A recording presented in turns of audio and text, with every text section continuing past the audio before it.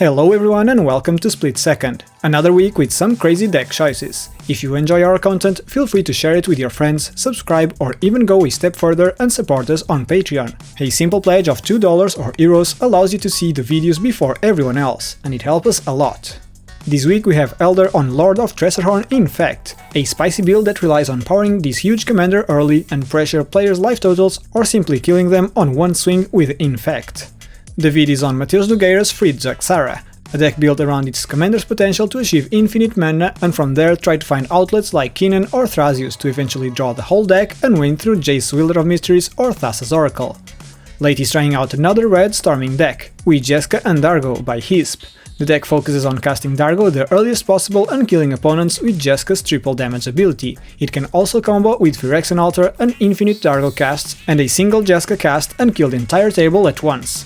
Lastly, Bal is on his own take for Sloggart Druid, a deck built around the potential of killing opponents with a huge ooze after a Hermit Druid activation, or even trying to win with Lab Maniac with a shuffle trigger on the stack with an instant to draw a card.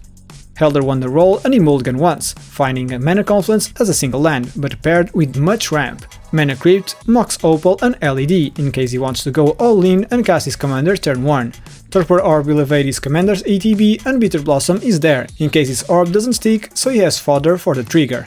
Tainted Strike is the finisher, usually paired with Cadis.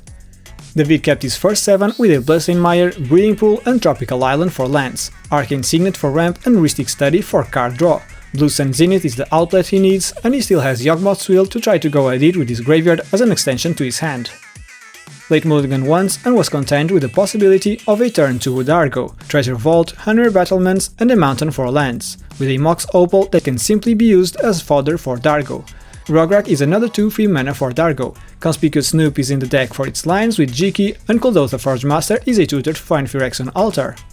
Lastly, Bal mulliganed hard to 6, keeping a Lucky Gemstone Caverns, a Breeding Pool and an Ancient Tomb for lands, with a Noxious Revival for recursion. Mystical Tutor sadly reminded him he took Twister out of the deck, and Force of Vigor can hit those Rest in Peace and Rule of Law effects. He sent to the bottom Eldritch Evolution. Ready for this match? Before the game starts, Bal announces his pre-game action with a Gemstone Caverns, exiling Ancient Tomb, as he has no wheel in this deck to find with Mystical Tutor. Helder starts his turn with a Mana Confluence and follows it with a Mana Crypt. He now casts a Torpor Orb, which is great to deny his commander's ETB. He still casts a Mox Opal with Metalcraft and casts Bitter Blossom, finishing this juicy turn 1. The vid simply draws, plays a tapped Breeding Pool and passes. Late plays a Mountain, casts Rograk and follows it with a Mox Opal, passing the turn. In his end step, Bal fires a Mystical Tutor. He finds an Opt to try to dig for fuel. He goes to his turn, draws and casts the Opt, scrying to the bottom and drawing. He plays a tapped Breeding Pool and passes.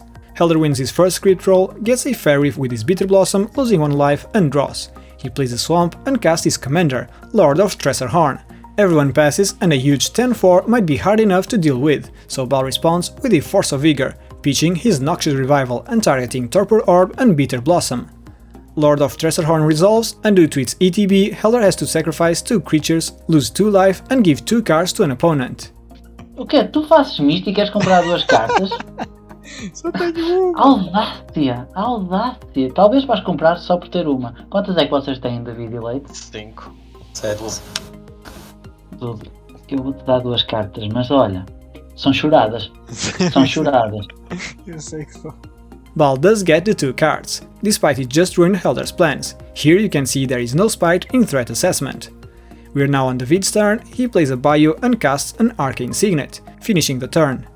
Late plays a Treasure Vault and unfortunately casting his Dargo this turn would mean he would have to sacrifice his Treasure Vault and not have enough mana to cast Jeska next turn, so he just passes. Bal plays a Flooded Grove and casts a Sol Ring, he then casts his commander, Sloggart the Overslime, and passes. Helder wins his crit roll again. He could turn his Metalcraft online again with LED, but decides to pass as a non-threat. David plays a Tropical Island and casts a Rhystic Study. The table hopes Late wouldn't be greedy enough to go for an Altar Loop, as David passes. Late plays an Hanweir Battlements and then casts his commander, Dargo the Shipwrecker, by sacrificing Mox Opal and Rograk. Rhystic triggers and he can't pay. He passes and now Bal ponders his options. He plays a Verdant Catacombs and decides to go for it, casting Hermit Druid, preemptively paying for the Rhystic trigger. He has a plan in case Late swings his way. Helder keeps on winning his crit rolls, he casts his Lion's Eye Diamond, turning his Mox Opal online. He does not pay for the Rhystic though. He then casts Preordain, not paying again, and the table is wary of what he would want to save his mana for. He scries both to the bottom and draws, passing the turn with Opposition Agent in hand, as a surprise blocker for late. He plays a Prismatic Vista and passes, and on his end step, David fires a Brainstorm and goes to his turn. He then plays a Bloodstained Mire and casts his commander, Zaxara, notably mentioning it has Death Touch to maybe deter Late's attack. Late gets to his turn and casts his Jeska right away. David actually misses his Rhystic trigger. Late then activates Jeska, choosing Dargo to deal triple damage, and his plan is to turn in sideways towards David. David reminds Late that Zaxara has Death Touch, but Late still prefers to attack the Sultai player, missing one card to generate infinite mana. David tells him that Bal can simply turn Slogurk into a huge flubber next turn, and that Helder has no blockers, but Late explains that Bal can bring Dryad Arbor to block through the Verdant Catacombs, as Bal had hinted earlier, and the open mana from Helder means something would happen if he would attack him. This way, attacks are locked, and before damage, Helder casts Tainted Strike on Dargo. Rhystic triggers and Helder cracks his Vista for an island, to pay for it. David then dies to a whopping 15 poison damage. In Late's end step, Bal does crack his Verdant Catacombs for a Dryad Arbor, actually missing his Slogurk trigger. He goes to his turn, draws and activates Hermit Druid right away, putting his whole library into his graveyard, as the deck contains no basic lands. He puts 23 lands into his graveyard, triggering Slogurk 23 times, and Gaia's Blessing also triggers, shuffling his whole graveyard into his deck. He then goes into combat and attacks Helder with his 26/26 Ooze. Helder does flash in his Opposition Agent, but it's still not enough, dying to 24 commander damage. David asks Late what is the next step of his master plan. Late says he was not counting on David dying to a one-shot infect attack, and thus helping him deal with the big guy. He draws, hoping to find a Red Blast, but finds none, crashing his game with no survivors. GG. Because this was quite a quick match, we decided to do another one. This time, Late won the roll and he is starting. He mulliganed once, finding a crazy fast hand, a single Ancient Tomb for lands, but with the Mox Opal turned on due to Ornithopter and Phyrexian Walker, and the Rite of Flame for double red will allow him to cast both his commanders on turn 1. He still has Sensei's Divining Top to smooth out his next draws and Not of this World for protection. Bal also mulliganed once and found a single mana Confluence, but with a Fyndhorn Elves for ramp. Hermit Druid found its way back again. Laboratory Maniac is mainly to be able to enter the Hermit's activation with Brainstorm or Opt. Rhystic Study for card draw, and Green Sun Zenith might be used to ramp for Dryad Arbor, since he has the Hermit already. He sent to the bottom a Spell Seeker.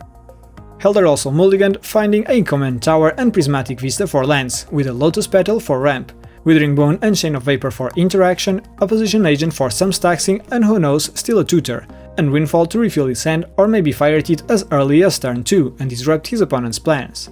Last but not least, David also mulliganed once, keeping a Wooded Foothills and Underground Sea for lands, Elves of Deep Shadow and Sanctum Weaver for ramp, with Fierce Guardianship for protection and a Time Twister also able to fire as early as turn 2, if needed. Culling Ritual is always great at clearing the board and maybe winning from there. Ready for round 2? Late starts his turn with an Ancient Tomb, followed by a Phyrexian Walker and then casts an Ornithopter. He still casts a Mox Opal, and with Metalcraft online he casts a Rite of Flame for 2 red. With one of those he casts Dargo, sacrificing both creatures and the Opal, and with the last red and Ancient Tomb casts his Jeska, both commanders on turn 1, who will be the first victim. Bal plays a Mana Confluence and casts his Fyndhorn Elves, hoping to deter Late's attack. Helder plays a Command Tower and casts a Lotus Petal, passing the turn. David plays a Wooded Foothills and cracks it for a Tropical Island. He then casts an Elves of Deep Shadow and passes, also representing a blocker. Late top decks a mountain and plays it. He then activates Jeska, targeting Dargo to deal triple damage. He then attacks Helder for lethal 21 commander damage, so Helder casts a Chain of Vapor on Dargo, and Late promptly responds with a Red Elemental Blast on the Chain, sealing Helder's fate this quick. On his second main phase, Late casts Sensei's Divining Top and activates it to rearrange the top 3 and passes. Bal plays an Ancient Tomb and after some pondering he casts a Rhystic Study. He then casts a Green Sun Zenith for 0 to find a Dryad Arbor to play and pass. David plays an Underground Sea and casts Sanctum Weaver, triggering Rhystic but not paying, hoping Bal can find a way out to deal with Late. Late was enticing Bal and David to remove their respective blockers and stay alive, but so far no one is able to do it. He gets to his turn and activates Jeska's Miner's ability to kill Fyndhorn Elves, Dryad Arbor and Elves of Deep Shadow. He plays an Urza Saga, triggering and gaining its first ability. He then attacks David for 7 commander damage and David doesn't block. On his second main phase, Late activates the top to rearrange it and passes the turn. Bal draws and plays a City of Brass. He ponders for a bit on what champ blocker he should bring to the table and ends up casting his Laboratory Maniac before passing the turn. David plays a Verdant Catacombs and cracks it for a Bayou. He then casts a Penman's Aura on his Sanctum Weaver. Rhystic triggers and he doesn't pay, as he needs the few mana he has. Bal draws but finds no response. David then tries to add double blue and with it activate Penman's Aura to untap the Weaver. As no one has any answer, he is able to generate infinite blue mana, and then infinite mana of any other color as well. He then casts his Zaxara and Bal does dare to ask if he pays the 1. David then follows it with Narset, Parter of Veils. He then casts a Time Twister and in response Bal casts a Turn the Earth on Late's Red Elemental Blast to shuffle it into his deck so Late has a new top 3 to try to find an answer. He does activate the top but finds nothing worth it, so they let the Twister resolve and as Bal already drew a card from his Rhystic Study he can't draw anymore, but Late is able to draw 1. David did find what he needed. He casts a Vampiric Tutor for a blue Sand Zenith to the top. He then activates his Narset to look at the top 4 and reveals the Zenith. He proceeds to cast said Zenith, targeting himself to draw his entire deck but 2 cards, and follows it with a Thassa's Oracle, still with plenty of devotion. GG. Thank you for joining us for today's match, everyone. These were quite some fast games that we had here. The first game was decided by a wild Tainted Strike, as Late feared the Sultai combination more and perhaps to interact with the big Ooze, in case it turned out of hand. In the second match, Late regretted using Red Elemental Blast on Chain of Vapor instead of Not of This World, but as David was playing next, in Sultai colors he was fearing a non-blue removal like an Assassin's Trophy. Would these have been different, maybe David wouldn't have taken the game.